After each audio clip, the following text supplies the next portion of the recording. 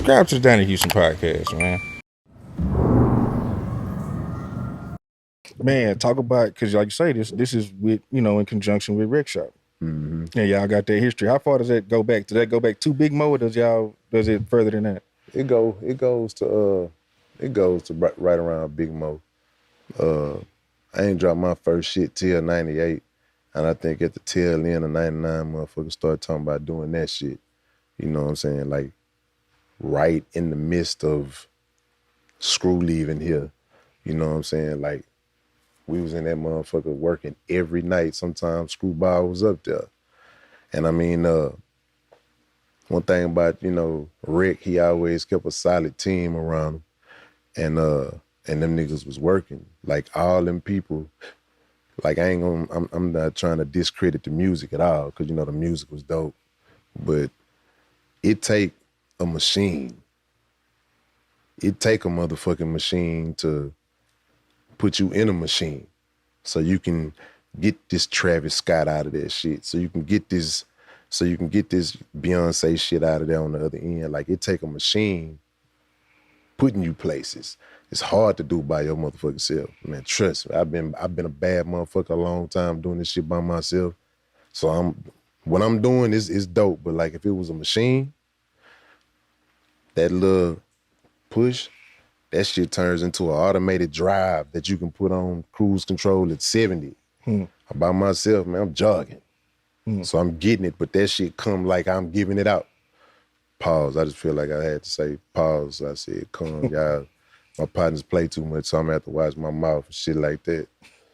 Nigga fraud over there, but I'm gonna just leave that way it is. Anyway, but yeah. So it's like the year 2000 feel. Just ain't no syrup this time, you know what I'm saying? It's, a bunch of weed, a bunch of liquor, and a bunch of getting straight to it. So what was the Big Moe sessions like in regards to, like you say, was it heavy set? It was really, y'all was going hard like that back then in them sessions? Yeah, man, like you had everybody that was on Rec Shop that was alive and free at the time. Pat was gone already, you know what I'm saying? You talking about ESG, D Gotti, Sean Pimp Tight Eyes is Pimp Tight, Dirty Dollar, myself.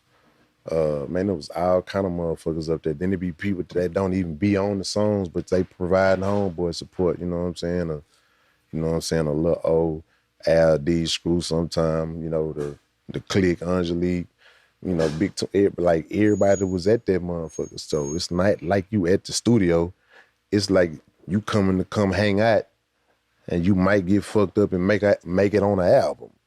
So I mean, the shit just felt like, I don't know, the shit felt second nature. It was dope. Yeah. Well, man, what's your favorite record on there? Who the features on it? I heard about the CeeLo record. Who all you got featured on there? We got CeeLo Green on that motherfucker. We got Slim Thug on that motherfucker. We got DJ EXO on that motherfucker. Yeah, I think that's about it. If I miss somebody, I just... That's on the feature, but on the production. Well, shit, on the production, well, I mean, like I say, No D, Mike Maven, and Fat on the beat. I got, I don't know, I want to say I got Jew Fresh on that motherfucker, Jew Fresh on that bitch a couple of times. I think B-Dun and Gavin is on that motherfucker a couple of times.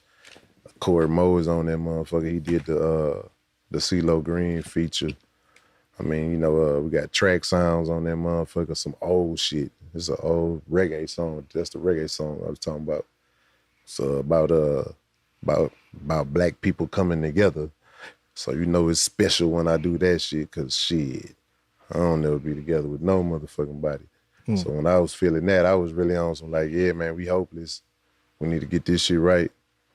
But I mean, yeah, for us producers and entertainers, that's what we got on there. Are you keeping the tags on the beach? Fuck no. Fuck no. I had to fuck with you about this. Me and Corey Moe, he probably don't want to say, me and Corey Moe just got into it about that. No shit. Yeah, we got into it about that. Let's have it. I mean, me and you talked about it, and I understand what, you know what I'm saying? You always say, man, that shit sound like a mixtape. You know what I'm saying? Yeah, I don't want my shit like, I'm too, my mixtapes be too dope to be called mixtape. So I don't want my shit with no mixtape feel. And I feel like if I buy that shit, I'm gonna take out and put in what the fuck I want to. I ain't gonna put nothing in, but I'm like, I just don't want my shit to even on ghetto gospel, you ain't hear that boo boo boo boo boo boo beans, and you know what I'm saying? Like, it's cool, but it's just not cool for me. Yeah, I could tell you this though. I know beans and cornbread because beans these days that shit came on, and I was like, oh, these beans and cornbread guys. So from the producing, you know, bro, that helps us. You know what I mean? I know it. I just feel like if I'm finna pay for the beat, I'm finna promote you for life after that. All right, give me some of this money back then. Cause if every time they gonna listen to my song, they gonna hear your name, then pay me for that then too. Cause I'm looking at it like, nah, you ain't finna stiff me. I got good goddamn sense. You feel me? Like, that's why I wear black t-shirts and shit all the time. Like, I don't want to just like this shit. I don't want this shit on here. I bought this already, so if I want, these boss not paying me. I really got this whole folded in because these niggas not paying me. I can get a hoodie from Fiesta right here. You know what I'm saying? But I look at that shit like, it sounds tacky to me. It sounds tacky to me. I got a tag too, but you ain't never heard it because that shit sound tacky to me. I got a dope ass One Deep Entertainment tag, but I just feel like shit. Once you pay me for that motherfucker need to know I produced this motherfucker. They need to read the credit. They need to be a real fan and read the motherfucking credit. Cause I'm just looking at that shit like, all right, cool. I'll leave it on here. Give me half my motherfucking money back for this beat then. Cause that's how I'm looking at that shit. I don't even give a fuck no way it go. But it's so many producers would be like, man, why you do that? That's how hey nigga, how you eat is how I paid you for this beat.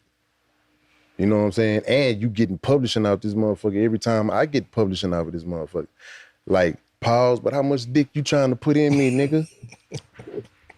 My thinking is very good. I know what you getting. You know what I'm saying? You gonna get a check every time I get a motherfucker. Every 90 days when I get mine, you gonna get yours. You getting that, then whatever else you getting. So I'm like, don't fuck with me about this shit because my logic is too good. You know what I'm saying? Like, I mean, that's one way to look at it. That's one way to look at it. You know what I'm saying? Yeah. And I mean, I don't really be tripping. It's just people be fucking with me about it. They're like, why you do it? I'm like, well, man, this just sound tacky to me. I don't give a fuck if it's Dre or who. I'm taking that shit out. So you get a mustard on the beat hoe. It's no mustard on the beat hoe. Nah, I'm on the beat now. If I bought it, I'm on the beat. Okay, well, I can. That's fair. Yeah, real talk. I'm on the beat because I'm like, shit, like, it's my, after I buy it, it's mine.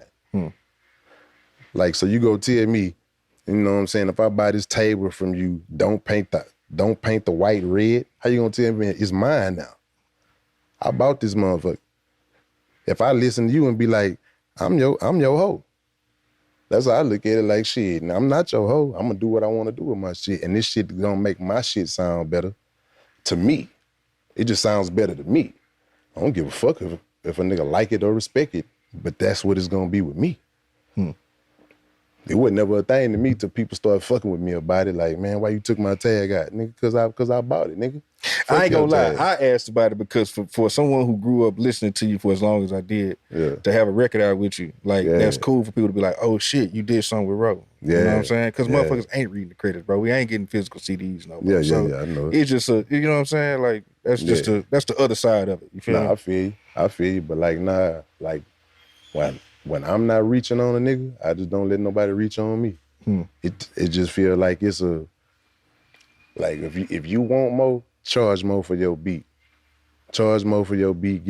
Try to get more points on your motherfucking publishing. But what I'm not gonna do, I'm not finna let nobody bend me over because they trying to get more. Like, that motherfucking, that tag shit started when I started rapping. It wasn't no tags. Then somebody had the bright idea to come up with the tags. Okay, that's cool. And when I was in a place where I couldn't take them motherfuckers off, when I wasn't buying shit, I couldn't say shit about it. I got to where I could, man, throw all that shit away. Mine too. I don't give a fuck. I use my tag during the show. Having to play my tag, One Deep Entertainment, bitch. That shit sound cool. It's, you know, it's a bitch saying it's, you know, it's you know, and she sound like it sound real catchy. But I'm like, nah, I'm not gonna flood these niggas shit. If you buy my shit, yeah, the tag on the beat, but when you buy that bitch, I'm not gonna even send the tag with the beat. You bought it, this your shit now. Like, I mean, it just is what it is to me. You still making beats like that? Mm-hmm. Yeah, I sold about 6 of the motherfuckers last week. I sold 6 of the motherfuckers, and I'm like, shit, no tags. No tag. It just sound tacky to me. That's all. It just sound tacky. That shit sound tacky to me.